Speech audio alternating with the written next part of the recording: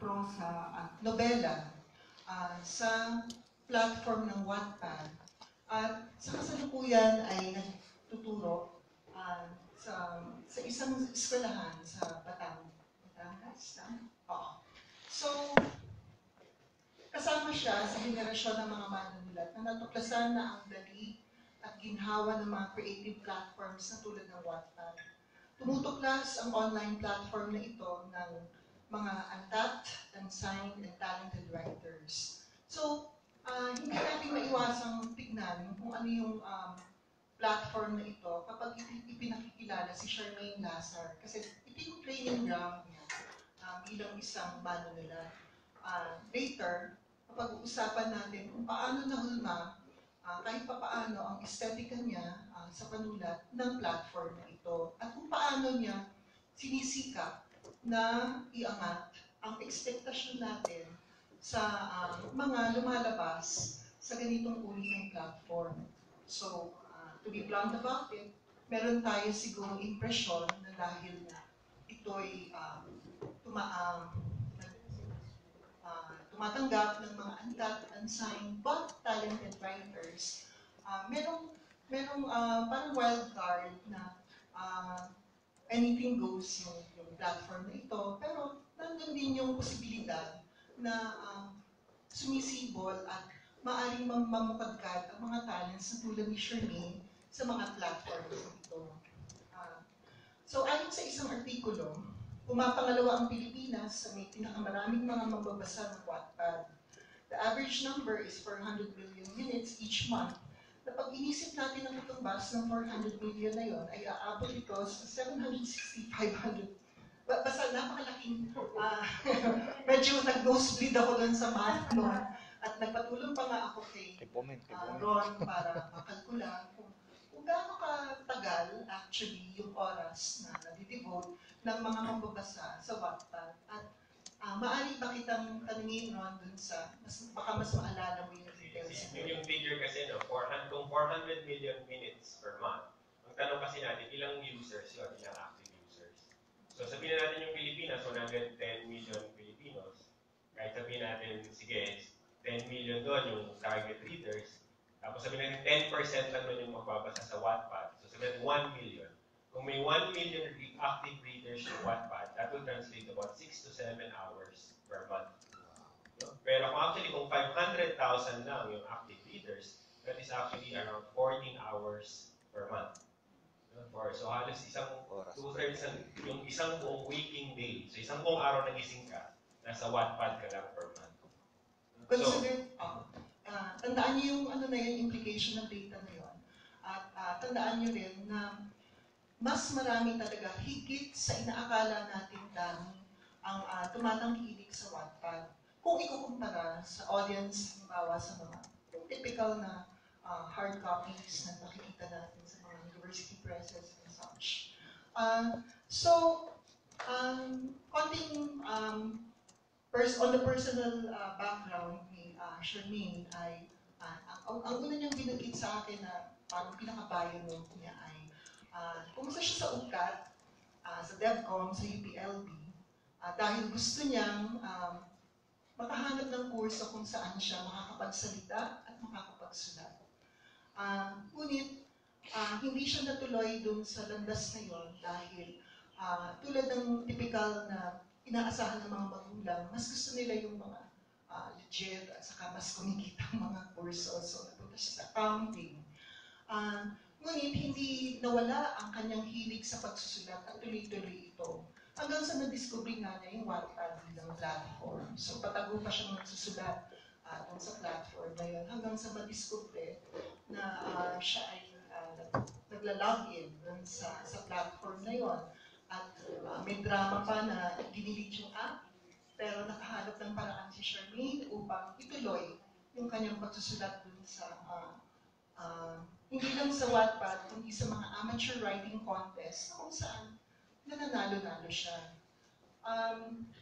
May mga mahalagang helpers o enablers si Charmaine doon sa kanyang literary career. At magandang banggitin ang ambag ng mga tulad ni Bebang C. at saka ni Blue Umali na isang vlogger at unahin ko muna si Bebang C kasi isa rin siya sa mga tingin ko muhon ng mga emerging na women writers. So, si Bebang kasi supportive siya sa mga katulad ni Charmaine. At sa tingin ko, yung pagtatagpo rin ng isang nagsisimulang magsulat at katungo na doon sa pagsiseryoso nito ay yung makakasalubungin mo yung mga taong magtuturo sa iyo ng maaring makatwiran o mga tama na gawin para doon sa iyong karera. So ang tingin kong naiambag ni Bebang sa kanya ay yung awareness ng intellectual rights na critical doon sa Wattpad kasi nga it's an open online forum na kung saan they literally get your work for free at ang kapalit nun ay yung mas malawak na global reach ng leadership. So medyo nagising-gising siya dun sa mga sinabi ni Bebang tungkol dun sa aspect na yun. Si Blue Umali, marahil nagparandam sa'yo ng unang validation. Kasi siya yung tumawag sa'yo, di ba?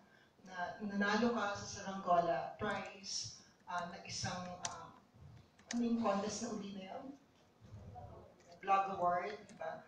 At noong 2015, na tinuturing ni Charmaine na milestone sa kanyang buhay panulat, nasulat niya ang Totoo, isang young adult novel, nanalo ng grand prize sa Don Carlos Palanca Memorial Awards for Literature. Hindi maipadala ang telegrama kay Charmaine sa kanyang address dahil ito'y, ano ba yung address na binigay mo? San Vicente? At hindi malocate ng magpapadala ng yung courier, yung address na yun. So, kinailangan ko siyang tawagan sa Twitter. Twitter ba? Sa cellphone. Pero yung ba namin? Sorry, medyo ako yung kinakabahan. So, workshop ka namin, ma'am. Doon lang naniwala ang mga magulang nung nanalo siya ng Palanca para sa akin sa kanya. Oh my God. So, tigilan ko na yung aking pagpapakilala sa palagay ko ay naging sapat na yun. Si Charmaine na ang ating tatawagin. Thank you, ma'am. Actually, kinakabahan din po ako, so it's a tayo, ma'am. So, babasahin ko na lang po yung naisulat niya. So, this lady who looks like a high school student, as one Denver said when they first met, but is actually 24, is really a product of Wattpad. Totoo lahat ng sinabi ni Ma'am Luna tungkol sa kanya. Bata pa lang, natuklasan na niya na may hilig naman talaga siya sa pagsusulat at pagbabasa. Maraming gustong ikwento, maraming gustong tuklasin, mausisa, matanong, mahilig makialam. She was probably the most curious girl in town. Ipinanganak sa Riles, sa Alabang, na-relocate, napunta sa Batangas pagkatapos. So makatuwid, isa akong dayo sa Batangas. Ang batang mahilig magbasa at magsulat ay lumaki. Graduate ng salutatorian noong elementarya, valedictorian noong high school. Kaya pakiramdam ko talaga, kailangan kong sundin yung mga magulang ko. Kasi may pressure eh. Dapat cum laude ka pag college. Dapat ito yung course mo pag college. Dapat maging abogada ka. Dapat CPA lawyer. So yun yung mga ambition nila para sa akin. Pero hindi yun yung ambition ko para sa sarili ko. But being a good daughter siguro, at some sort, sinunod ko sila. So I decided to pursue management accounting instead of kung ano man talaga yung gusto ko. So dahil nga may gusto naman talaga akong maabot or may gusto akong maisulat, ano yung pinakamalapit na platform para sa akin? That is Wattpad. So Wattpad that time became an available avenue for her and her stories. Kinupkop siya nito noong mga panahong madilim ang kanyang mundo at pakiramdam niya pagsusulat lang ang magpapalaya sa kanya. It became her safe haven. Sa lugar nito, walang tama at mali. Walang huhusga. Wala ang mapanuring mata ng mga taong nakatalibot sa kanya.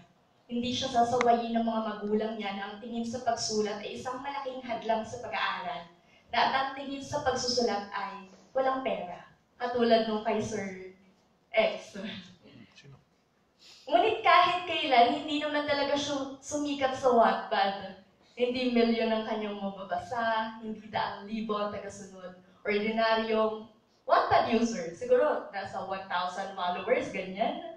Pero ayos lang, hindi naman talaga yun ang punto niya. Ang gusto lang niya ay pansamantalang lumaya.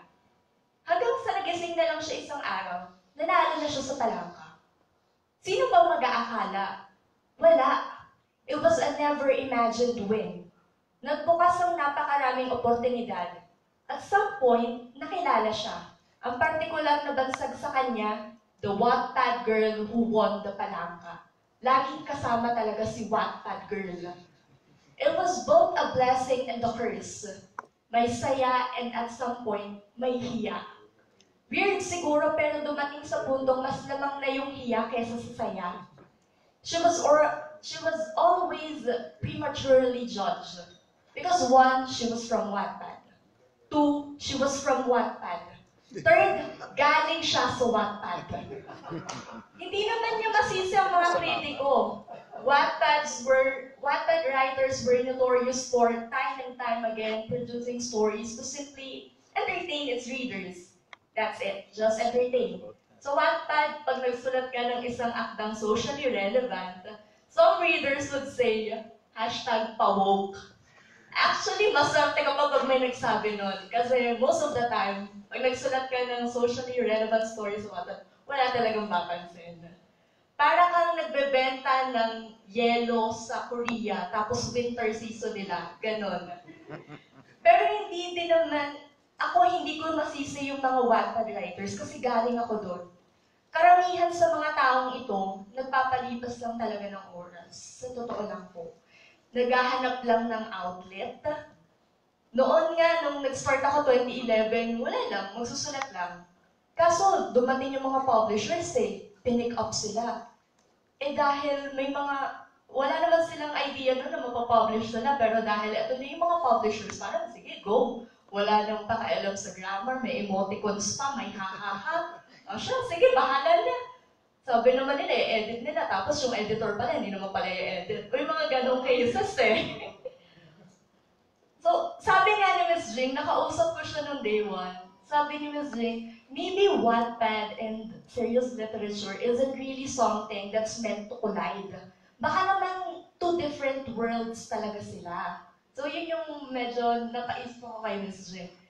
Pero, masyadong pasaway ang manunulat na ito. Pilit ng pilit tumawid. Makulit. Maybe she wanted to break that trademark for Wattpad writers. Or in her heart, she wanted to inspire these young Wattpad writers to break the barrier, to eventually step up their game and grow. She is not saying that she already grew, because one Palangka Award or National Book Award don't mean she is good. Baka nga that time wala lang nagpasa. May nagpasa po ba talaga that time? Baka ako lang pala. But the bottom line is, she acknowledges the fact that she is yet to transcend from a writer who just wanted to be free. Bahala na si Batman, to a writer who is respectable enough to be really called a writer. Isang pag-amin. Matagal na akong hindi nagsusulat sa Wattpad. Halos 3 taon na rin. Sa tingin ko kasi, may panibagong paglaya akong kailangang abutin at hindi na ang Wattpad ang makapagbibigay nun sa akin. So ngayon, tatangkain ko uling mga hasa. Gusto kong sumulat ng koleksyon ng maikling kwento. So ito nga po yung 3. Okay. Next. So, ang titulong 3 ay tentatibo at maaari pang mabago. Kaya po 3 kasi ito yung title ng first short story dun sa collection. Ang nasa isip ko dito ay 10 o higit pang maikling kwento, walang particular na genre, at ang gusto ko talaga dito ay tangkaing bulabugin ng nakasanayang paraan ng pagkukwento sa Wattpad. So ang target readers ko pa rin dito ay yung mga nagbabasa sa Wattpad. Baka hainan ko lang sila ng something na bago naman para sa kanila. So next slide please. Ang tema ay tumatalakay ito sa karanasan ng mga karaniwang tao sa mga karaniwan o di karaniwang pagkakataon. Paano sila umibig, paano magalit, paano humarap sa pang-araw-araw na buhay, paano uminog ang kanilang mundo. Okay. Next slide please. So sa ngayon, nakabuo na ako ng 4 na kwentong magiging bahagi ng koleksyon. Ito nga yung 3, isinulat ko ito taong 2015. Next is Tulang Higit Hay Pag-ibig, isinulat noong 2013. Na-revise na to ng mga ilang ulit pero hindi pa rin talaga ako satisfied. Hindi, parang marami pang kulang. And then 50, isinulat taong 2016 at Init, isinulat taong 2018. So yung 50, tungkol to sa isang anak na dala ng kahirapan ay iniwan na lang ng kanyang mga magulang. Tapos may pabaong 50 pesos. Tapos yung Init naman, istorya siya ng isang ahente ng bahay at yung irony na nagbebenta siya ng bahay kahit siya, hindi siya makabili ng bahay. Yung mga ganong kwento. And then, next slide please. Yung 3 ay, ito yung parang ito yung tanong actually na nasa isip ko nung ginagawa ko yung kwento. Paano na maging kapatid sa panahon kung saan ang dahas ay nakagisnan ng danas ng marami sa atin? So, I'm sure naman po nabasa niyo na siya. Parang gusto ko lang talagang tanungin yung sarili ko, how do you become someone's sibling? Paano ka maging kapatid? Pero hindi ka lang naman kapatid kapag nag-aagawan kayo ng remote sa bahay, kung sino ang manonood ng Channel 2 at Channel 7. Hindi ka lang naman kapatid kapag nagpapabili siya ng pasalubong sa'yo dahil nasa Baguio ka. Tapos, maraming So, ito yung kapatid dito, medyo dark yung pagkakasulat talaga. And then, next slide po. Ito namang next is Tulang Higit Hay Pag-ibig. Paano umibig ang mga karaniwang tauhang salat sa karangyaan at hindi perpekto? Itong Tulang Higit, actually matagal na panahon ko na nga po itong naisulat. Pero inirebes ako na siya ng para mga 3 beses. Tapos ang huli ay noong 2015. After noon, itinago ko na siya sa baul. Hinalungkat ko lang po siya ulit for this collection. Ibang-iba to sa 3.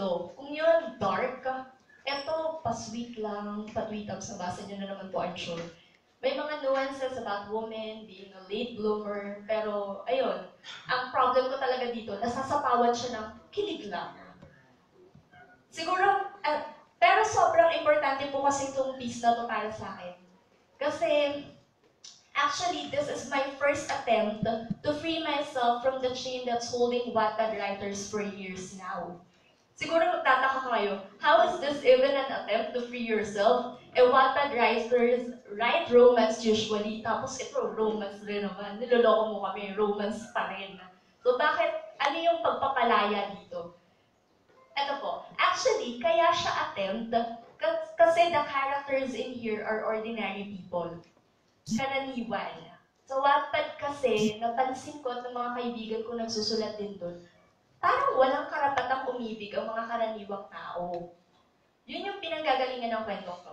Mababaw, I know, but it is what it is. Ayoko namang magsinungaling, ayoko namang sabihin, actually, it's about women and blah, blah, blah. Hindi na yun eh. Ang pinanggagalingan ko lang talaga, sobrang babaw yun.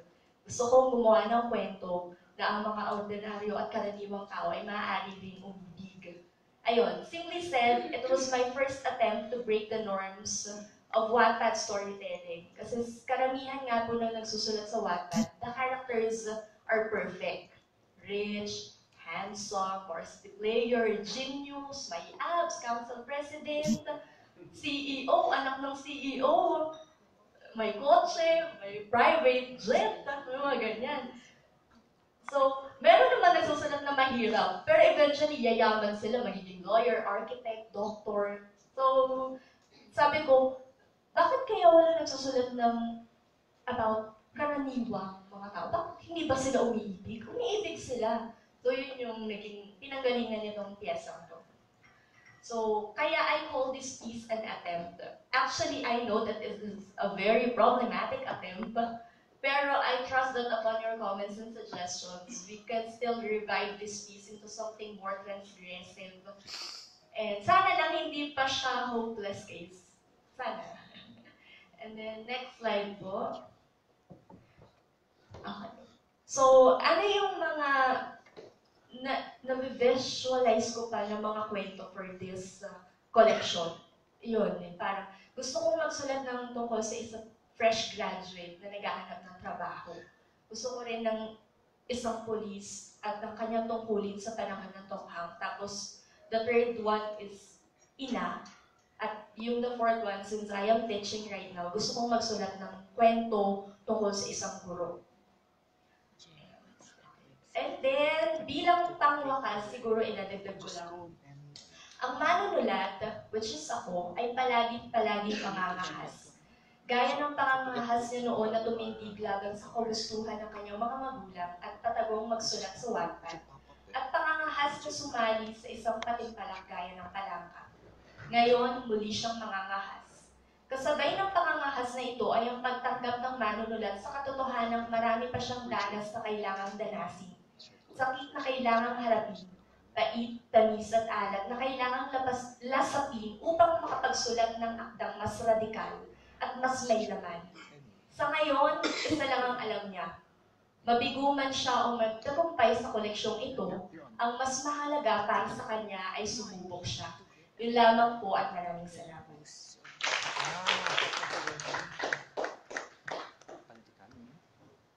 Para magabayan ang mga tanong ninyo, pwede kong ibato ang inyong mga susing salita kapag nais natin magkomento sa mga akda ni Shirley Gaza.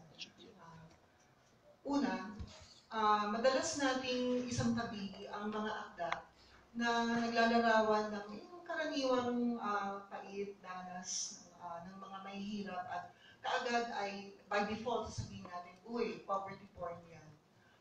Kapag nakita mo na, halimbawa ang isang barong-barong, di ba? Mga nag-aaway na mga baton dun sa kanto, tapos lasing na ama, mga umiiyak na mga bata. Alam mo na, setup na yan para dun sa ganung uri na narakibo. Pero ang gusto kong tanungin sa mga nakikinig ngayon ay, ito ba ay, ang attitude ba natin dun sa paglalarawan ng kahirapan bilang poverty porn ay epekto ng mga paulit-ulit na representasyon ng kahirapan ng media, halimbawa, o ng literatura na ating nakakasalamuha o kahit ang balita sa TV. Kung kaya tayo ay nasasamid na doon sa mga paulit-ulit na representasyon yun. At kung sakaling tayo'y sawa na doon sa ganong uri ng representasyon, kailan natin masasabi ng isang akda ay hindi poverty porn, bagamat tumatalakay sa kahirapan. So, pwede nyo, maaari nyo bang, ewan ko lang, gatin nyo yung gabay na katanungan na yun. Isa pang maaaring direksyon ng ating pag-uusapan ay, kasi yung ikalawang sample niya ay tungkol sa pag-ibig. At ang timpla ng formulate na panulat sa pag-ibig ay happy ending, syempre. Hindi ka pupulot ng di ba yung katwiran siya na, ba't ka naman pupulot ng nakaka-depress na kwento ng pag-ibig? Pero as we've seen, at least sa tradisyon at panitikan ng mga sumusulat sa Filipino, na kapag pinaksanin ang pag-ibig, parang ang modality niya ay, halimbawa, luwalhati Bautista mode, diba? Na kung saan yung protagonist na babae ay magpapamalas ng mga insight tungkol dun sa kanyang gender dynamic bilang isang babaeng ma-empower dun sa dulo after having loved and after having failed at that project.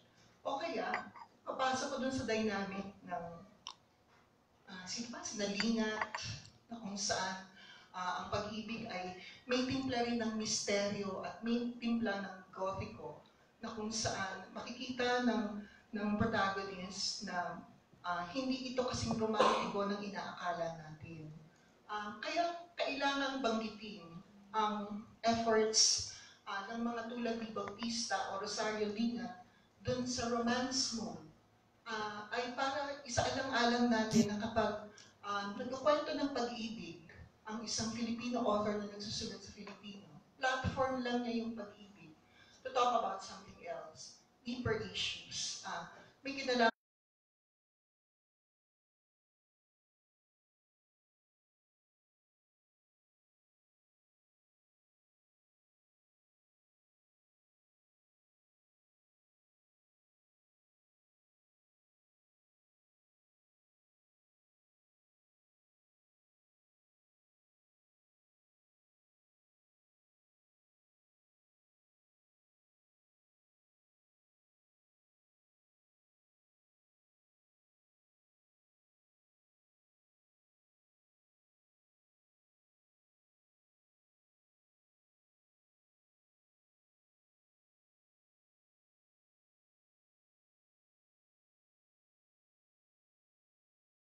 Wala siya sa isang playful, no? Hindi mo nga maiisip na it's about poverty at all, eh. Ang mga nagustuhan kong technique na ginamit niya, na yung from a very simple, playful scene, palalim na siya ng palalim, hanggang makita mo na, parang slow zoom out siya, makikita mo yung state ng kanilang pamilya. Gusto ko rin yung repetition niya, ng tatlo kami. Yung sa simula, parang simpleng ano lang siya, linya. Tapos lumalalim yung kahulugan niya. At naging very dark. Gusto ko rin yung sorpresa. Hindi ko na-expect na magiging isa na lang siya. At lalong hindi ko na-expect yung pagkamatay ay dahil sa ama niya.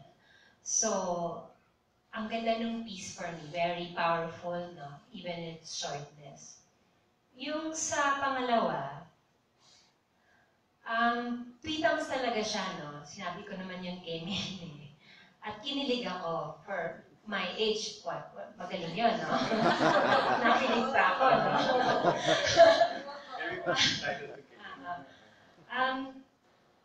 Siguro, kung ang gusto lang, parang nag-hesitate akong sabihin sa kanya na anong social relevance, no? Kasi meron namang times na gusto ko lang manood. Ayoko lahat ng Schindler's List lagi, no? Gusto ko lang mag-enjoy. At kung yun ang babasihan ko lang, sobrang natuwa ako dun sa storya. Siguro lang, kung yun lang ang goal ni Maine, magpa-cute, no? Sa story niya, which is, for me, valid. Gusto ko lang ng sorpresa. Kasi parang, napanood ko na to, nabasa ko na to. Siguro ang pwede mong kalkalin para lang medyo siguro kung gusto mo maging mas socially relevant. Siguro yung looks nung poging, hindi pala siya poging. Yung looks nung, physically challenged. Yun ang tawag. Hindi kagandahang lalaki na naliligo sa kanya. Pero, yun lang. So, siguro at the very least, something of may bago dun sa rom-com. Thank you. Hindi ko alam kung naiintindihan ko ng maayos yung sinabi mo physically challenged. Hindi kasi, mali yata yung term ko. Hindi siya gwapo. Hindi siya yung standard gwapo na maliligaw na gano'n na pangarap ng bawat babaeng Pilipina. Consistent ba ito dun sa pagkakasulat mo? Ganun ba yung... Ang tawag doon, saktong pogi lang.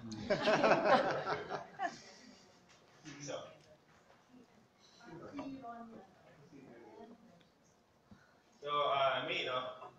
Actually, kung merong makaka-relate sa experience mo as a writer, ako yun. Kasi nagsimula din ako sa online.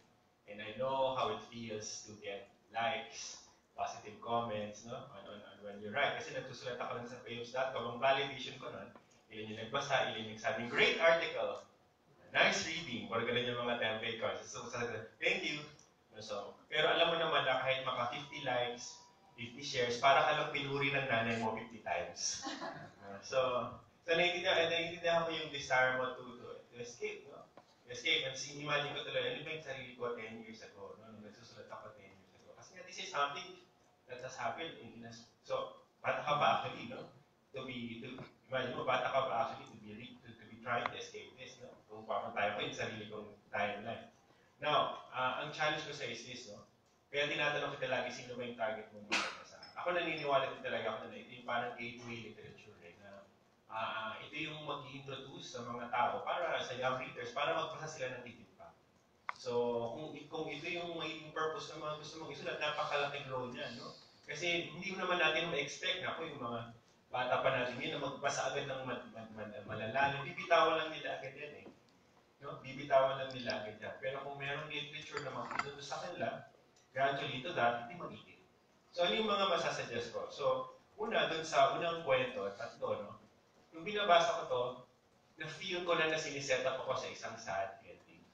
No? Nung mga first few lines ko lang, alam ko na siniset up ako nito for a sad ending. No? Kasi parang masyado silang masaya, masyado pang idealistic.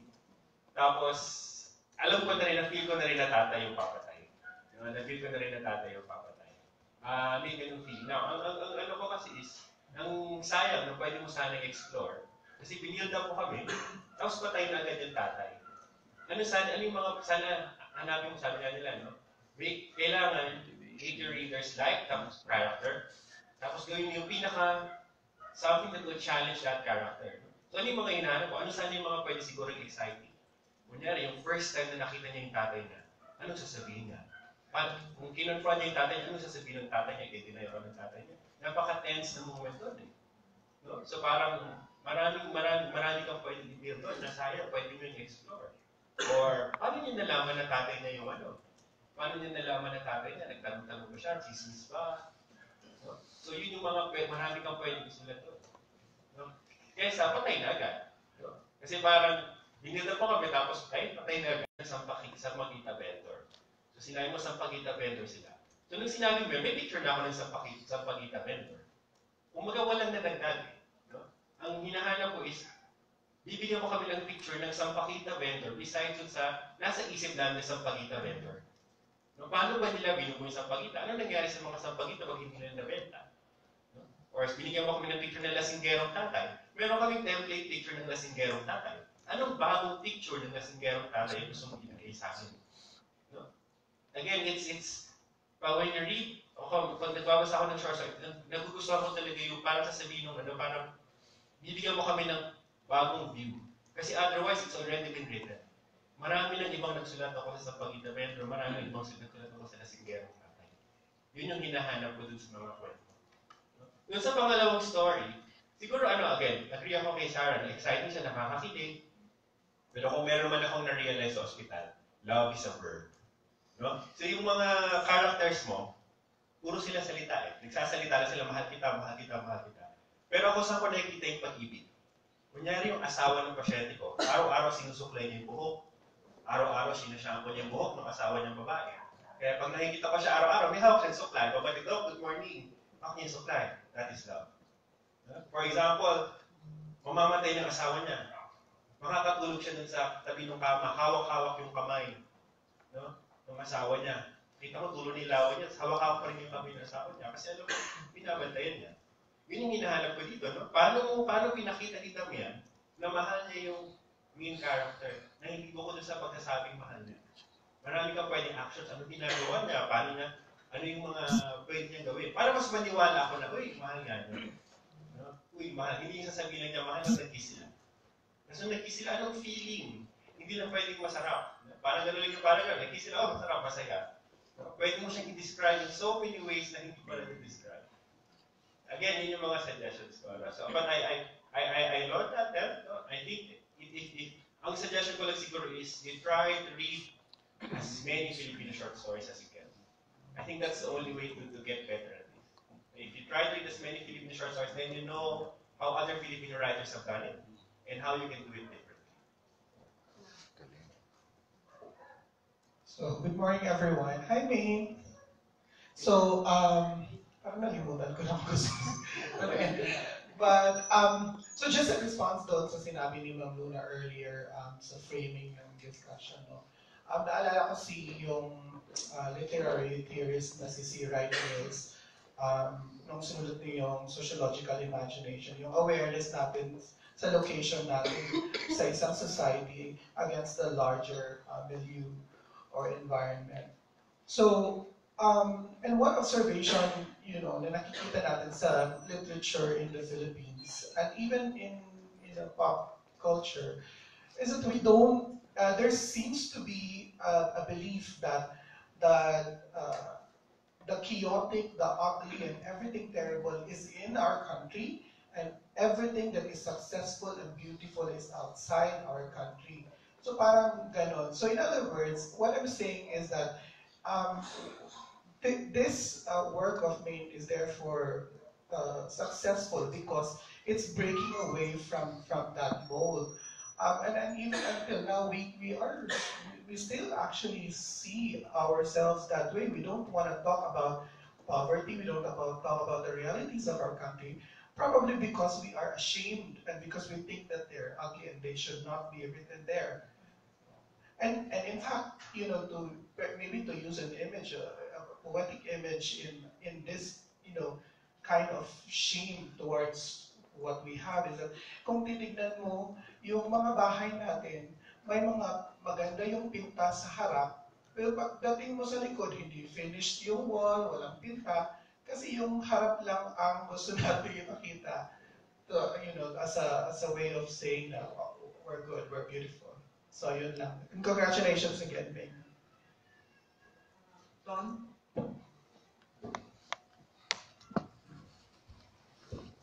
Yun. Hi, Ming. Yung, so yung unang comment ko for your, yung unang story mo, because I don't think we ever got around to talking about this, but I don't know what your politics are. But, tanong ko is, are you prepared for your work to be a justification for Tokham? Kasi, di ba? Ha? Kasi, di ba, pag may ang nakabasa niyan, lalo na pag, di ba sabi nila, ni Sarah, powerful yung language mo, yung pag-deepen ng tatlo kami. Pag may nakabasa yan, tapos naantig yung damdamin, isipin nila, oh, tignan mo, tama yung street justice. Okay lang si Duterte. Yeah, let's make him there, stay there for 10 years. So, are you prepared for that? Yun lang.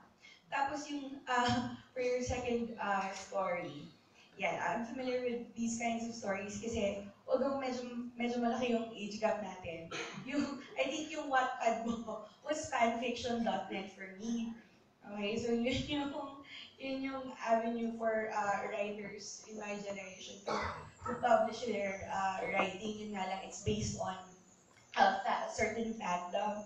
Now, I also understand your desire to write characters who do fall in love but are ordinary people. Kasi, like, what I noticed yun nga, it's also a trend in anime that all of these people who fall in love, there has to be something extravagant about them. So it's a good project to write about ordinary characters, but also make sure that they're not flat. Kasi, and also, since love story yan, are you familiar with yung Mary Sue na character? Mary Sue. Ayan, Mary Sue means, you put down a character in, it's either incantation or original fiction, basta online trope siya. You put down a character and you don't give any reason why everyone loves them, but you just have to accept na everyone loves them. So parang ganun. Don't allow your female protagonist to be a Mary Sue. There has to be a reason why this man would devote 3 years of his life. I don't think ang kakilala ko lang ng ganong matagal mangligaw si Paul. Like yung 7 taon niya niligawan. People, di ba? Naglaga na to. Neto friend. 9 years, di ba? What kind of woman would elicit that kind of devotion? Di ba? So kailangan, makita kung bakit ganun gano'n si Poyat. And would you also want your girl to be easily manipulated? Ibang bayan siya. Na yung mommy, yun, letting parents kasi yung yung jowa. Yun. Tapos, yung ligaw na principle, it's very rare. So if you want something else for your story to have, you could make a case for ligaw. Bakit sa tingin mo kailangan ibalik yung ligaw? Kasi I don't think puro landian na lang yung mga bata. I guess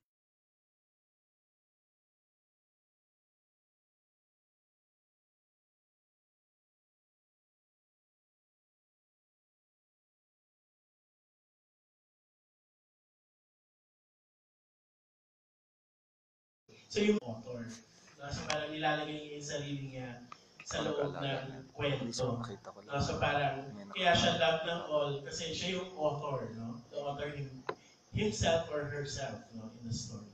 Anyway, Maine, hello. No? Alam ko hindi tayo masyadong nakapag-usap, no? These past few days.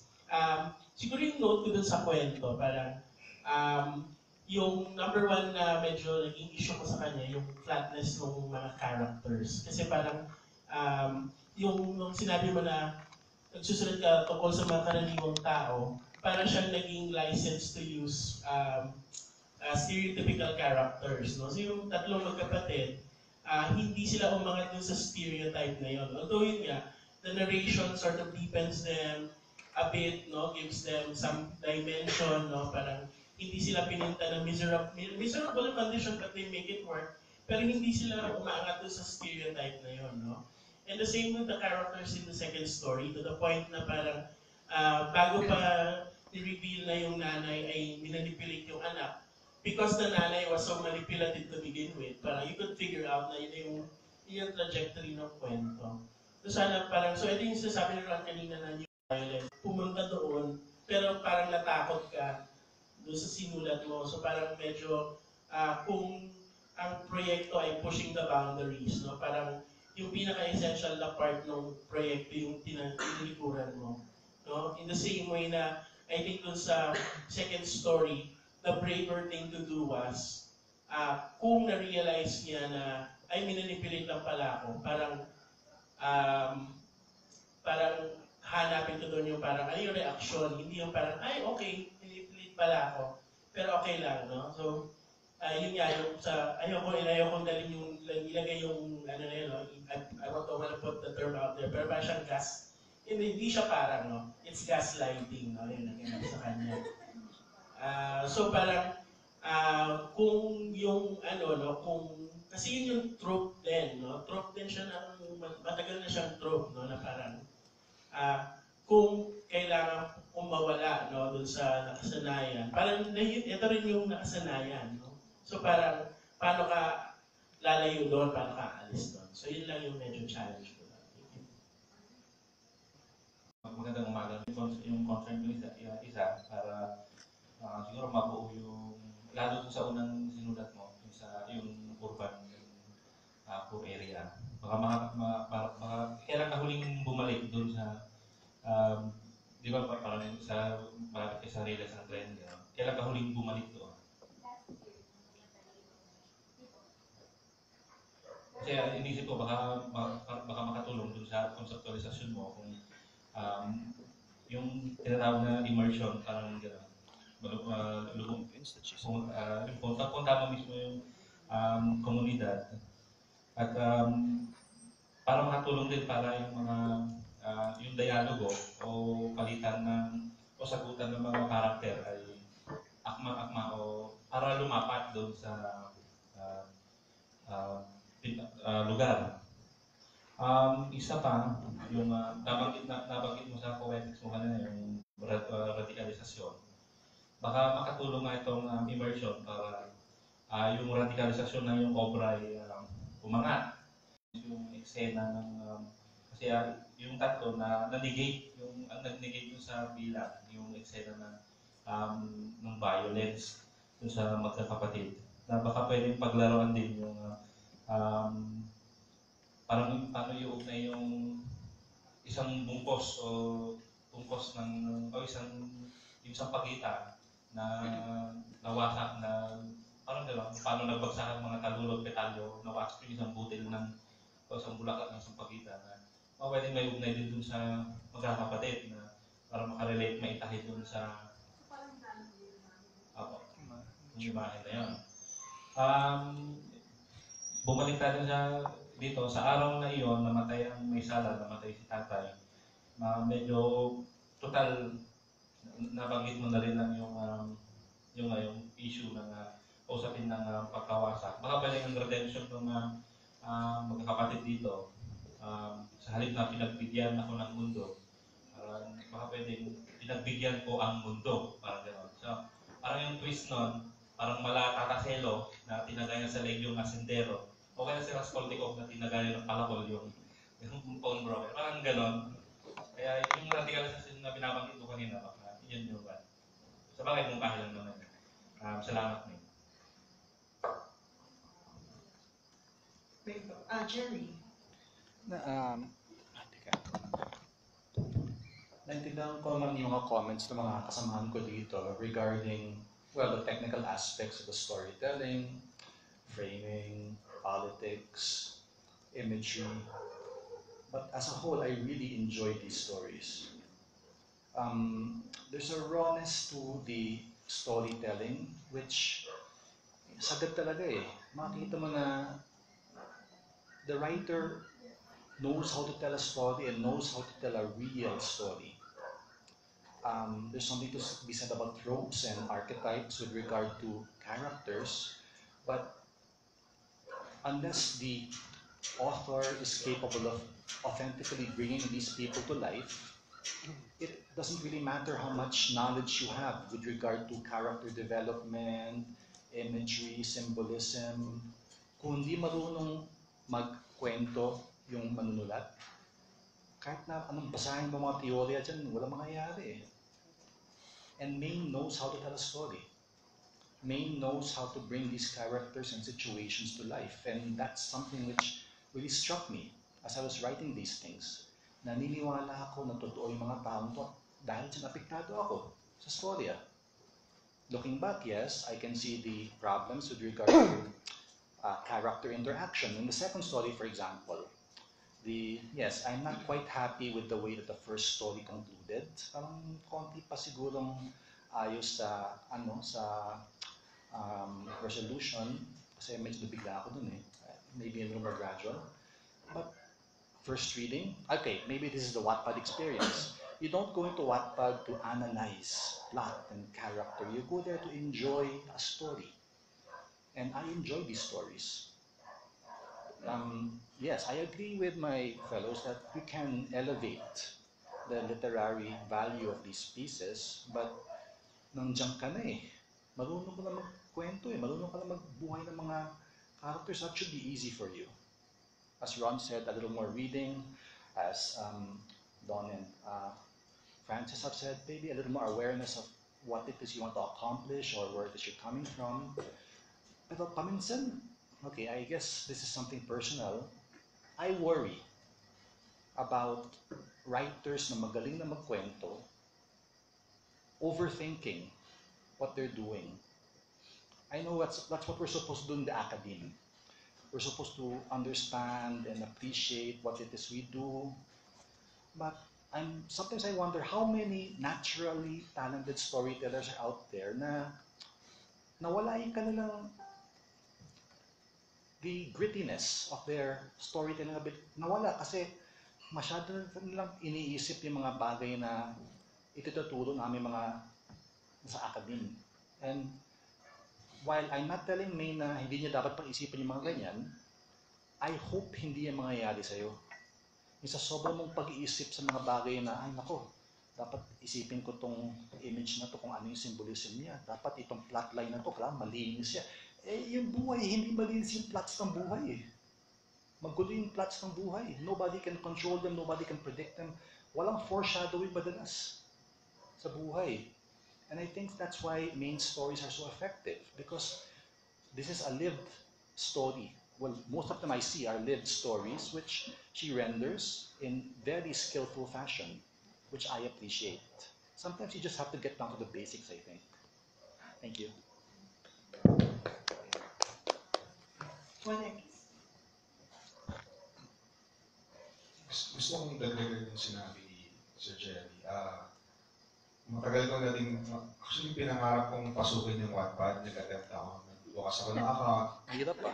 Nag-start ako magsimula ng Excel. Pero hindi nag-work, no? Hindi nag-work. So nung binabasa ko siya, I agree, may mode of writing na hindi katulad ng mga usual na binabasa mo na published short stories. At magaan yung mode of writing na yun dito.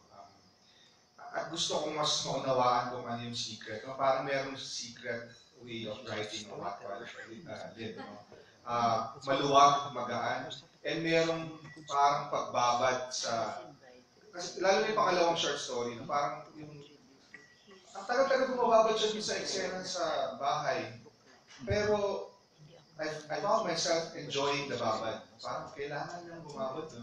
Tapos umiikot-ikot yung usapan nila. Pero ganun yung... I guess doon ang gagaling yung pagka-ordinaryo. Nung pinagin kasi ni Imaine yung sa tema, nagsusulat ako ng mga ordinaryong nung unang binasa ko yung description, marami namang writer, lahat naman yun yung ina-attempt ipakita yung kagandahan ng ordinaryong buhay. Pero nung nabasa ko na yung short story, yung pagiging may nailabas kang ibang pagka-ordinaryo. Yung pagbabad, yung kaluwagan ng mga talata, I guess yun din, nakakatulong din yun sa target reader mo, no, na hindi nakakasindak basahin ang isang maiksing kwento. No? Isa yun sa mga hurdles ko na sa pagbabasa ng short stories na yun, short na yun, hurdle pa sa akin magbasa. Pero pag tinignan mo, kahit visually, tignan mo yung short story mo, hindi ako matatakot basahin. So talagang parang nakikipag-chismisan sa looban. I would have wanted more na ako ay mas ma-immerse visually sa space. Dahil, ako lang yun, kasi visual akong tao. So naghahanap ako ng pagbabad sa space para makadagdag sa familiarity ng mga tauhan sa paligid, sa gumagalaw sa kwento. But otherwise, mayroong something sa pagkakasulat mo na sa tingin ko ay dapat mas maunawaan ng ibang manunulat at pag natuklasan nila at masystematize yun, baka maging mas popular ang ating mainstream literature. Panahon na rin siguro para tawagin ang panelists kung nais nila. Si June ay nakita ko nagtaas ng kamay, si Alan, si Sir Jimmy. Gusto ko lang ilagay ito sa kanyang ika na proper context. Ang mas tutuon ako sa yung ikalawang kwento. Nung nanalo yung kanyang unang nobela, napakahirap kasi ang mga entries nun may metafiction. Paano mo ilalaban yung young adult sa metafiction? Merong dalawang science fiction na makakapal. Merong socially conscious na ang hirap.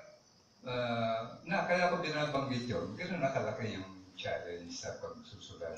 Hindi na yung mga nasa comfort zone lang. Ang laki ng kompetensya. Tapos, mag-refer ako ano yung convention sa pagsusulat ng pag-ibig sa Pilipino. Yung urban poor writing, halos hindi pinapansin sa Pilipinas. Pagka sumulat ng urban poor, nandun yung danger na uwi sa poverty porn na yung nagiging dekorasyon yung buhay ng mahirap. And on the other end naman, nagiging idealized, pag nilagyan ng socially conscious, ito mahihirap ay laging may virtue. Parang sa telenovela, pagka nakita ka ng mahirap, bida yun. Pagka yung doya, kontrabida yan, maghihirap yan. So may mga ganong typecasting eh. Tapos, yung sa Wattpad rin, kung ba't naging kakaiba si Maine, yung Wattpad, sorry Maine ito yung platform ng mga dalagitang pangit. Hindi naman siya eh. Joke, no? Grabe naman. Yung trend na Look at ng her. formula na ginagamit. Na, Uy, Set ha? umpisa lang yun. Grabe Pero naman. yung pinaka-pogi Grabe sa lang. eskwelahan, yung pinakamayaman sa community, yung basta yung class ng bayan, doon na pupunta sa talagitan na yun. Kaya tawag ko doon, hindi pogi may isip. ang katapat niya lang ay gano'n. At sa Wattpad ay napakababaw na ang intelligent lang doon malamang-lamang yung title kasi English. No? But otherwise, wala naman. At ito yung babaguhin ni May. Na kaya nung binabasa na, actually, di alam namin sinusubaybayan namin siya. Kami nila Eros. No? Tingnan natin ano na sinusulat ng mga bata. Tumitino ba? Nung kaya dumating si Maine, nakakataranta yung ano ginagawa ng isang young adult na nobela sa Palangka ay grand prize nga yan isa. So the mere fact, siguro kasi makikita naman yung kontribusyon. So yung nag-a-usher in siya ng ibang pamamaraan ng pagkukwento ng pag-ibig. Ano yung pansinin niyo sa pangalawang kwento? Nakakita na kayo ng love story na ang backdrop, mapanghing CR. Yung mga ganon, yet, walang kailangan, hindi siya negative. Kundi ang pag-ibig ay sumusulpot, no? Tapos yung hanggang yung mahabang pangalan mo iginda. Of course, maaaring sabihin mababaw pa rin ito kasi yung halimbawa sila Arceo na yung pag-ibig nung kinonflikan eh, no? Kahit si Deogracias Rosario. No? Yun yung mga pinagagalingan niya. Yung pag-ibig ay hindi, kasi yung pag-ibig ng standard sa Pilipinas, middle class, yung ang concern ng mga umiibig ay laging maputing pindi, matangos yung ilong, nakutis por sila, mga ganon. Parang kami walang karapatang umibig. Puro kayo. So yun siguro yung maaaring hindi pa ganun kataas yung standard kaya pwedeng tingnan ito na nagbubukas. So yung inumpisahan niya, ay naniniwala ako na yung Wattpad writer, magmamature din yung mga writers. You know, ito nakikita kayo na. Magmamature din yung mga reader. Pwede rin naman na yung Wattpad mismo ay mag-i-evolve or mabubura para palitan ng ibang genre. Meanwhile, ito, yung ang contribution ng fresh, Wattpad naman, formula writing naman talaga yan eh. Pero yung formula na to ay dinadagdagan niya rin na ano. So, after all, ang pag-ibig ay hindi monopoly ng isang class of society. Kahit ang mahihirap ay mayroong sense of tenderness. Siguro yun ang nagawa nito. I mean, kasi baka hindi na tayo magkapanahon na mag-usap, pero yun nga, na marami rin akong thoughts. So ngayon ka na lang gagawin. No? So again, yung comments ko, taking into account yung goals na inilahat ng fellows. No? So una, siguro baka kontra to dun sa sinabi ni Jerry, lang sir. Pero, kung ang tanong nag-enjoy ba ako? Hindi ko masabing oo. I mean, siguro oo, kung ang sagot, kung kumbaga, pwede na. Pero ang tanong is, pwede na ba? Pwede ba? Pwede na ba ang gusto mo? Okay, so, being na yun ang sagot mo, hindi yun ang gusto mo lang. Okay, gusto ko rin iklaro na notes na ako. The nature of fiction is that we lie in order to tell the truth. No? So, the moment we use language, we are imposing some kind of order. The nature of reality is chaotic, sure, but to use language on reality is to make sense of the chaos. Kaya nga tayo nagsusulat para mapagets natin, no, ang mga bagay-bagay. Lalo na sa tingin ko in fiction. Or at least siguro personally, kaya ako nag-fiction para maintindihan ko mga bagay-bagay. So, hindi ako naniniwala na kesyo chaotic ang mundo, okay lang na magulo rin ang kwento, no, ang sinusulat natin. So, una, nabanggit na yung nature ng dahas ni Don kanina. Nung nasabi kasi nung nagkwentuhan lang kami ni Sarah, nabanggit niya kasi parang tokhang story, except na hindi. Kasi, oo, in a way, parang pwede siyang rationalization ng tokhang dahil nga, yung mukhang criminal dito, yung tatay, ay lang mo lagi sa drugs at sa alcohol. No? So, yun yung magandang, yun yung exciting for me dito sa kwentong to. Ano ang nature ng dahas dito? Lalo na dahil may implication na, yun nga, siya ang pumatay dun sa tatay. Although, tagal ko hinanap kung nasan yung mga clues doon, pero parang yun lang yung may logic no? Otherwise, parang, paano nga ba namatay, no? So yun yung parang exciting para sa akin, no? Na pwede nga itakal ng kwentong ito. Tapos, yung nabanggit mo kanina na isa dun sa goal mo sa pagsulat nito ay itanong yung paano maging kapatid sa ganitong konteksto. Hindi pa rin siya malinaw unless nga nakita natin na pinatay niya yung mga kapatid, yung kanyang tatay. So, kumbaga parang hindi pa nasagot yung tanong na parang question nung fiction. So, to summarize, again, medyo technical ito magiging approach ko na. Dahil lang, pumasok ka sa workshop, at ang expectation dito ay handa kang mag-aral. No? So, kanina sinuggest, sorry sa teacher. Sorry, dami na sinaturuan din na CW. Sorry. Modulate na ba? Hindi lang. So, sabi kasi kanina ni Ron na, hindi kasi ang workshop method para sa akin parang shortcut siya eh. Pwede hindi mo kailangan ng workshop, pwede ka naman mag-aral magsulat mag-isa, di ba? Pero nag-workshop tayo kasi nga, in a short amount of time, mas marami tayong ideya na makukuha. So, sabi kanina ni Ron, no, yun nga, pag nagbasa, okay, kung mas magbabasa ka pa ng mga kwento, actually either English or Filipino or kahit anong wika pa. Pero habang nag-aaral ka ng mga kwento, pwede mong tingnan, halimbawa, yung, kahit cutting. Kasi nga yun yung glaring na nawala dito eh. Actually, maganda na yung exposition mo, maganda yung rising action, yung inciting incident na chinap-chap at baka ginahasa pa yung anak. Para sa dalawang kwento yung pagtutunan. Una muna po, yung sa una, yung may talagang violence. Pero ang nawala pa, yung pinaka-decisive action, yung pinaka-climax sana. Kasi nga, bigla tayo tumalon dun sa denouement na napatay yung tatay at resolve na lahat. No? So, yun yung parang missing kung ipa-plot mo sa Freytag triangle na tinatawag.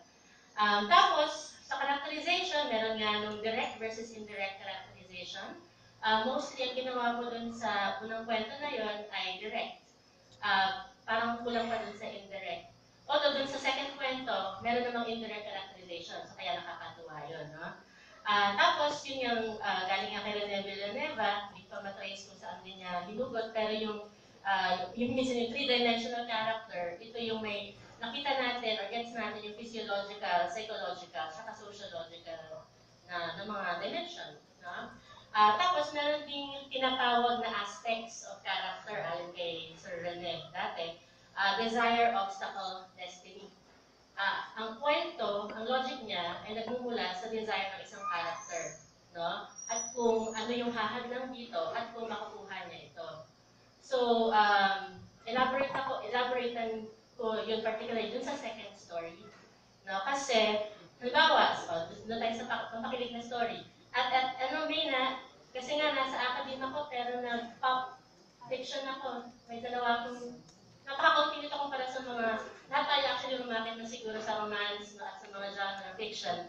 So yun sa akin, dalawang chick lit, so napaka-distinct na conventions nun. Tsaka meron din akong romance novel sa Filipino, novela sa Filipino. So minsan, yung ganitong parang happy ending, parang mas madali siyang i-achieve sa longer form. Kasi nga, mas makikita mo yung pinagdaanan, yung journey, no? May ganung trajectory eh. So dito, parang kulang pa yun yung pag-reserve sa happy ending. At nabanggit na nila Francis, no, yung ibang mga dahilan. Pero kung ipapataw natin yung aspects ng character, halimbawa, desire. No? Ang desire ba ni ate ay lubayan na siya ni Damian. Kasi in the beginning, yun talaga eh, no? Parang nakakasawa naman to, parang ang kulit-kulit. No? Although hindi naman masyadong powerful yung desire niya na lubayan siya ni Damian. So, hindi rin malinaw kung bakit. No? Except na parang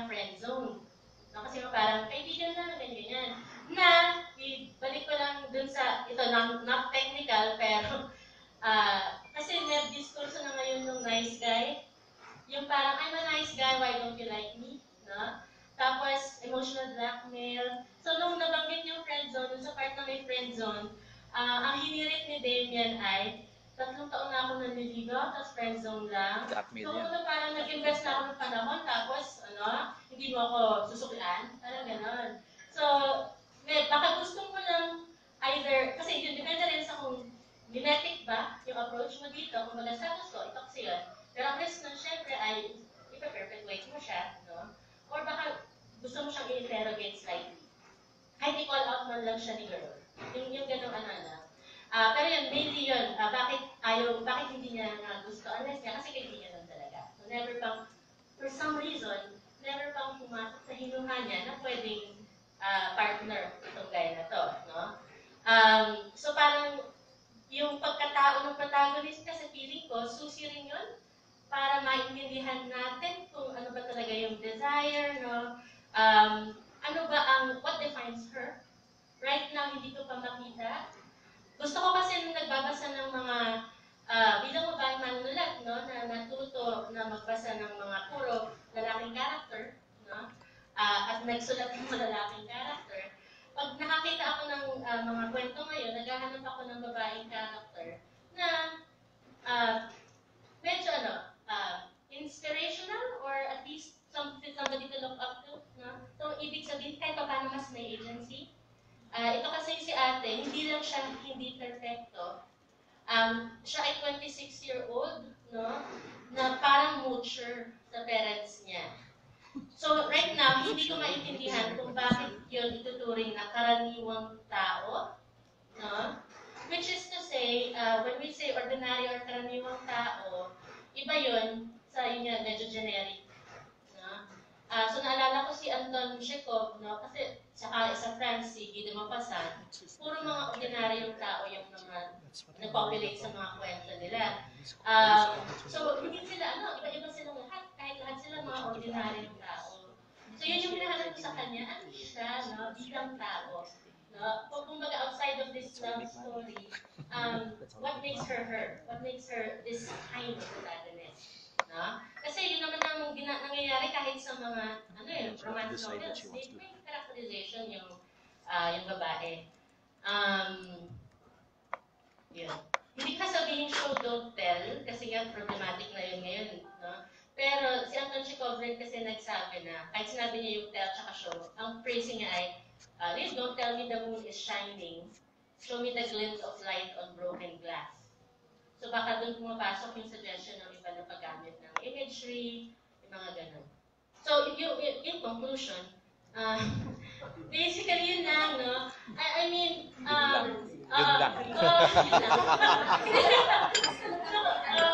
tapos sorry kasi personally, enjoy na enjoy ng pag-aaral ng fiction. So I don't think na ang pag-aaral ng mga formalist elements na ito ay makakasira sa enjoyment mo sa pagsusulat. So, yun lang. I just wanted to throw it in. Thanks.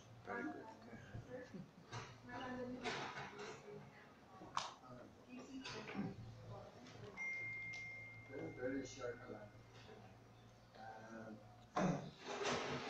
I was listening to Charmaine talking about herself,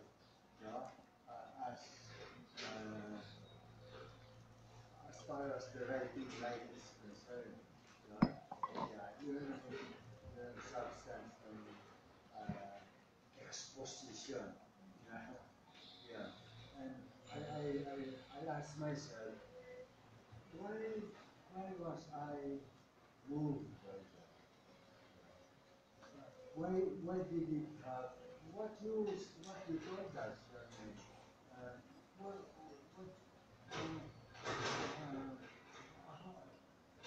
What the power of what you said to move me? Where was that coming from?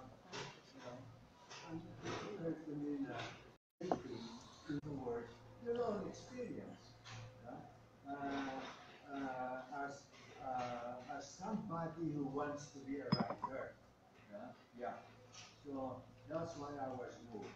Now when you obey, to go back to your work, well, very general lang, any literary work, the subject is a human experience.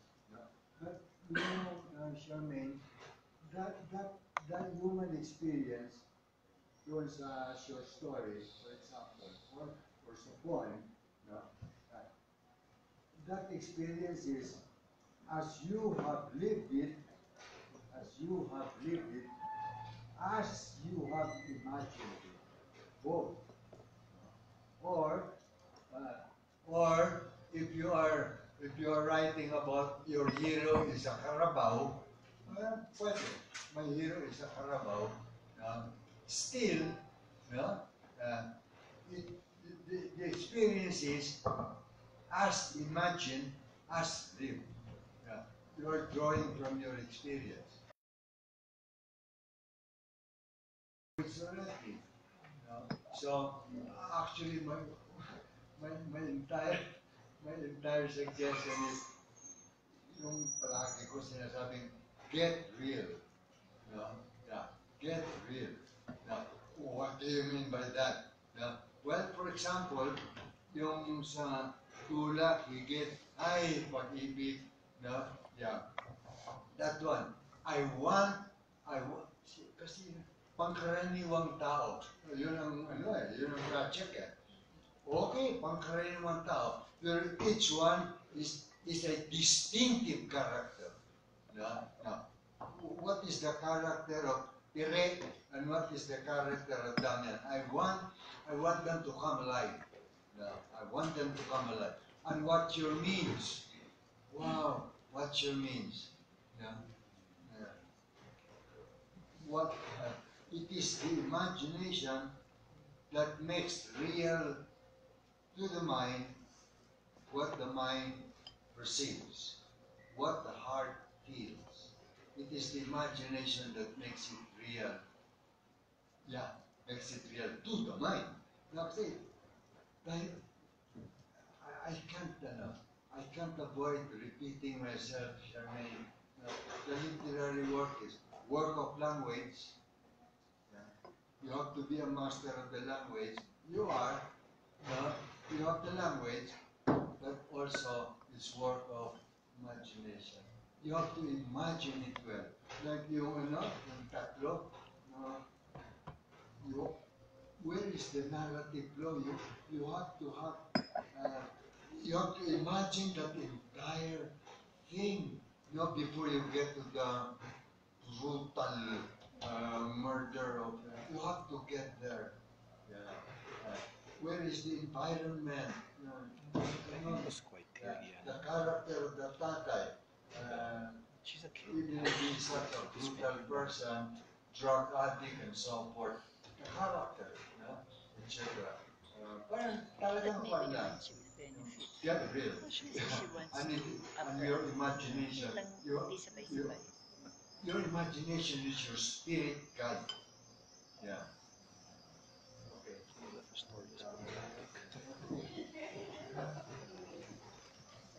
Hello. Susugan ko yung sinabi ni Sir Jimmy, tapos yung interesado akong malaman kung ano yung mga binabasa mong manunulat, o sino-sino yung mga binabasa mong manunulat sa Pilipino na nagsusulat ng maikling kwento. Hindi ko alam kung na-encounter mo si Eddie Guerre at si Honorio de Dios. Yung mga katha nila, naaalala ko sa pagbabasa nitong maikli mong actress. At dahil sinusubat nga, ay sinasabi nga ni Sir Jimmy yung language, nagsusulat din ako sa Pilipino, pero malay ako na nagagaling yung Pilipino ko sa classroom na ginagamit sa Bicol. Interesado ako na baka pwede mong gawin yan sa mga sunod mong kwento. Paano magagamit yung Pilipino na lumalabas mula doon sa kinasanayan mo ng Pilipino. Baka merong potential yung paggamit o pagsusulat sa Pilipino kung ilalabas natin ito doon sa kinalakhan nating Pilipino. baka makatulong sa iba mong pang kwentong bubuuin at dahil doon, baka magkaroon ka ng mas malapot na relasyon sa wikang ito. Ano? Excited ako sa ganoong project. I think that's that's one thing that a Filipino writer can do kapag nagsusulat siya sa Filipino. Na hindi natin masyadong binibigyang pansin para kasi napaka-automatic ng writing sa language na yon. Sa akin, hindi. Laging transactional, laging may elemento ng translation dahil nga nagsusulat ako sa dalawang wika. Binanggit ko yung kwento ni Ellie Kiev, at meron kaming exercise na hindi ako Wattpad generation din, hindi ko alam pero narinig ko sa pamangkin ko na umiikot siya sa mundong yan at mukhang 10 years old siya ngayon at nagwa-Wattpad siya at hindi ko alam yung mundong yun. Although naaalala ko nung araw, yung workshop na to, yung vlogging, yung vlog ng araw, pina-vlog namin si Ellie Kiev, yung kwentong kasal. At tuwa kami ako, nagtuturo ako ng panitikan sa Ateneo at may mga bata na yung experience nila kay Ellie Kiev, for instance, ay doon na sa vlog. Dahil binablog nga namin, pinapablog ko sa kanila, pinapakopya ko yung kwento na yun. Gusto ko lang na makita yung ganoong uri ng pagkikwento. Na baka pwede naman na maging proyekto mo. Yung pagpupulso may, yung pagbabantay nasabi na nila yun, yung gagawan ko lang ng pipiliin ko yung term ng pagpupulso, na yung daloy ng pagkikwento ay parang pagpupulso, yung, alam mo yun, yung emotional trajectories. Oo, parang kailangan bigyang pansin mo yun, Tapos, kung dahil mga mahabang magkwento si Ellie, pero nadala naman ako doon sa worlding na yun ng pag-akit sa pulag, pagbaba sa pulag, at para sa akin yun pa rin yung pinaka-successful na love story. At kung sa mga maikling kwento naman yung maikli, dagli, baka pwede mo rin i-explore yun, At naalala ko lagi si Lydia Davis sa mga ganoong ng pagkikwento na, alam mo yun, may dating. Balik ako sa dating.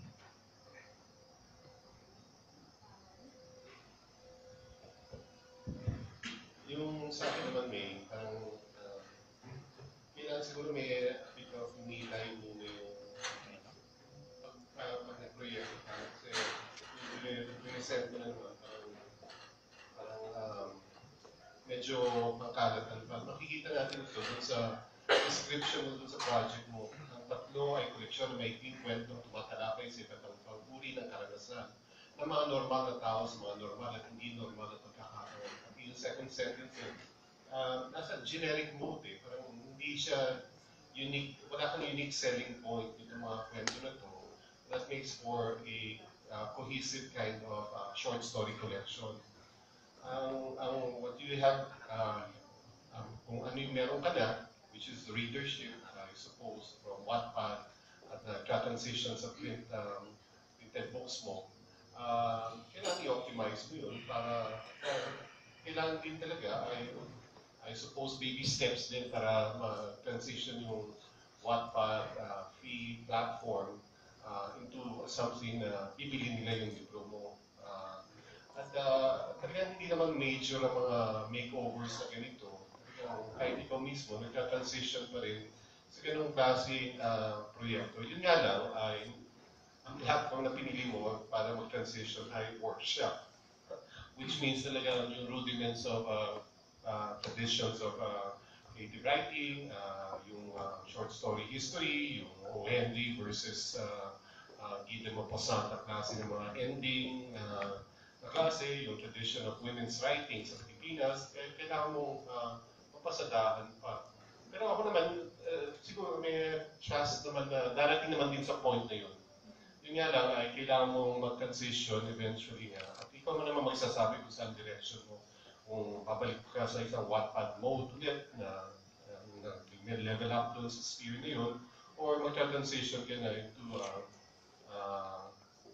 ewan ko, anong klase na short story na mas aral yung at hindi naman talaga, gano'n naman tayo lahat eh. Wala naman nag-born na pinanganak na writer na lahat tayo ay nag-transition din from whatever professions we have to this thing called creative writing.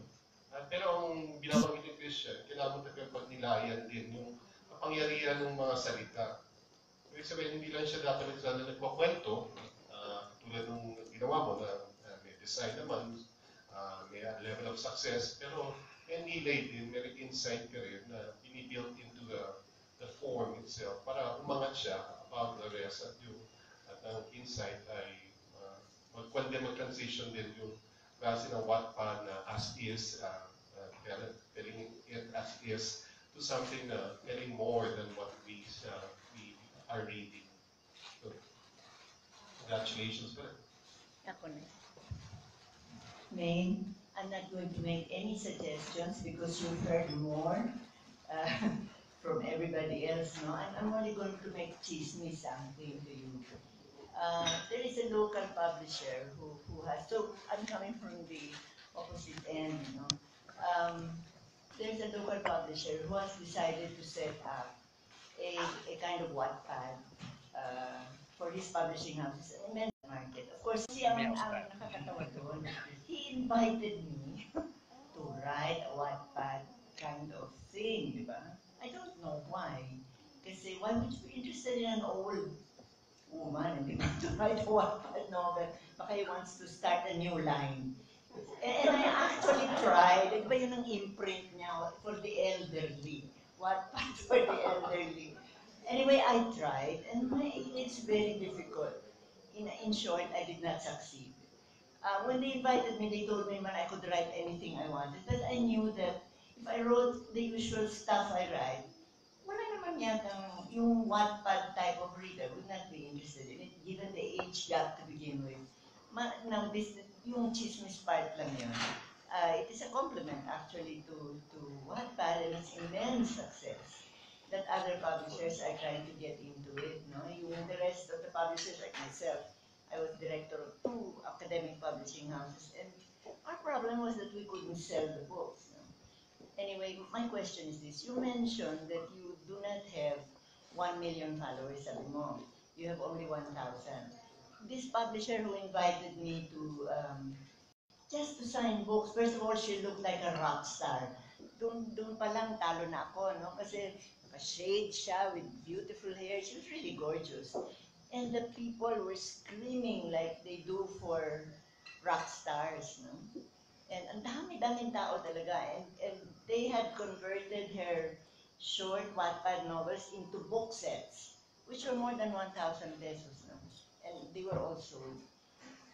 My question to you was really, what is the difference between your kind of writing, yung Wattpad novels mo, na sabi mo ang following mga 1,000 lang, saka itong mga in the millions? Kasi maybe that is the reason why you're trying to be something else. No? What do you think is the main difference? Perhaps we can segue to her. I don't need to summarize the points that the people here have shared. Kasi kanina pa lumilitaw yung 5 minutes na lang. I'm sorry. So, may I negotiate na maybe extend for an additional 5 or 10 more minutes? Hey, Ms. Jun po muna, parang what is the difference between my writings and then yung mga nagwa 1 million? Po ako ng mga sinulat nila. Ano nga ba difference? Mas magaan. Kung nasabi siguro na magaan yung sinulat ko, mas magaan pa. Ako. Yun yung una kong naisip kasi yun talagang may mga emoticons, yung parang hindi ka na mag-narrate eh. Yung diretso ka ng emoticons, haha. Kung natawa yung character, haha. So ikaw as reader, haha. Parang ang gaan. Siguro yun yung hinahanap ng mga kabataan ngayon. Yung gaan, yung hindi sila masyadong mag-iisip. Yung magbabasa lang talaga sila for the sake of just reading and then move on with their lives after. Yung yung walang maiiwan, kundi siguro naiyak ako. Yun nga yung sinasabi ko yung mga estudyante ko. Anong naiiwan after nyo mabasa? Naiyak ako, kinilig ako, yun po. Yun. So you're actually set apart from them. And that's why you're different from them. And maybe that's why you're also motivated to go one step further. So anyway, I applaud you. Thank you po.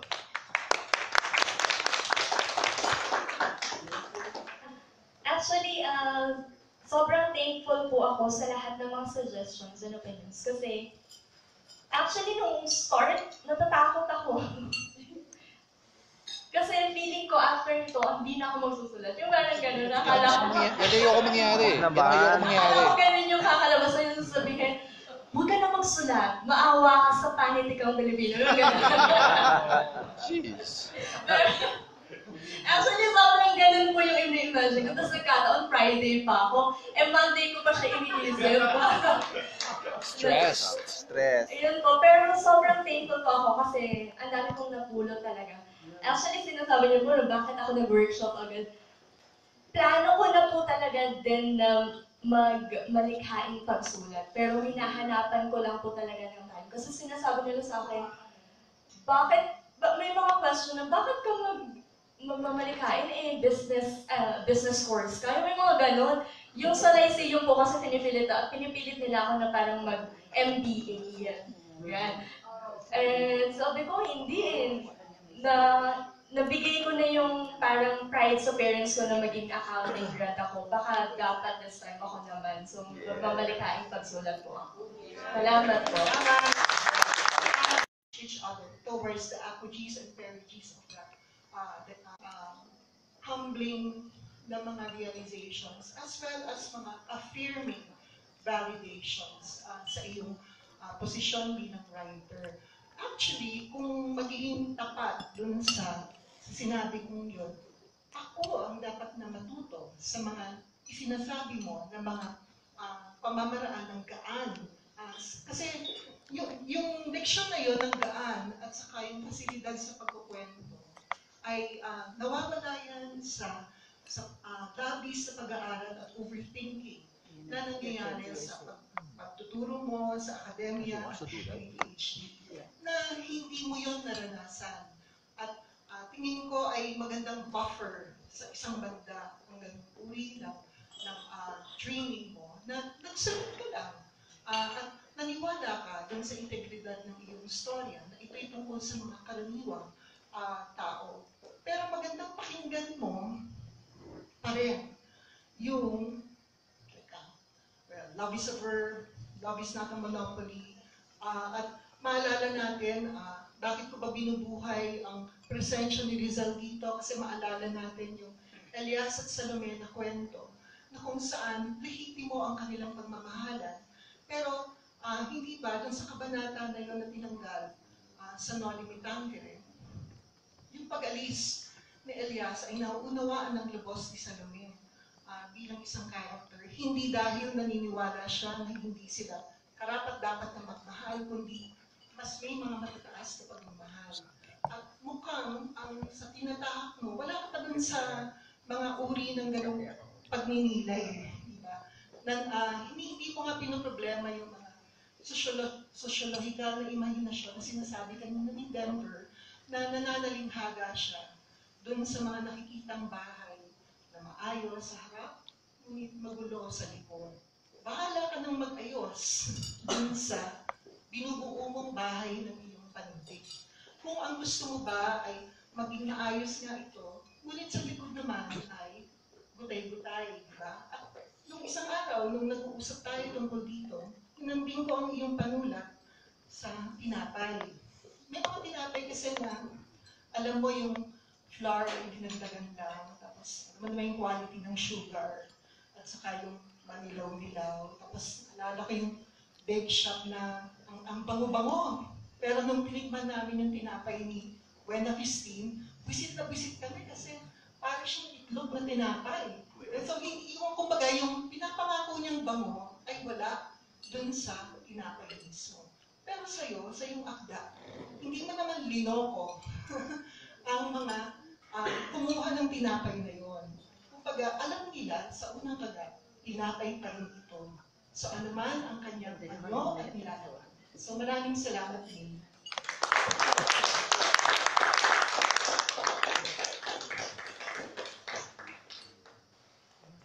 Issue niya kay Wena Christine. Issue ni Wena Christine. Wala, kasabay lang yan po bumili ng tinapay. Yan lang, ba't lang? Kala ko may metaphor na. Wala. Parang, napaisip ako dun eh. Beshi-beshi lang niya sa tinapay.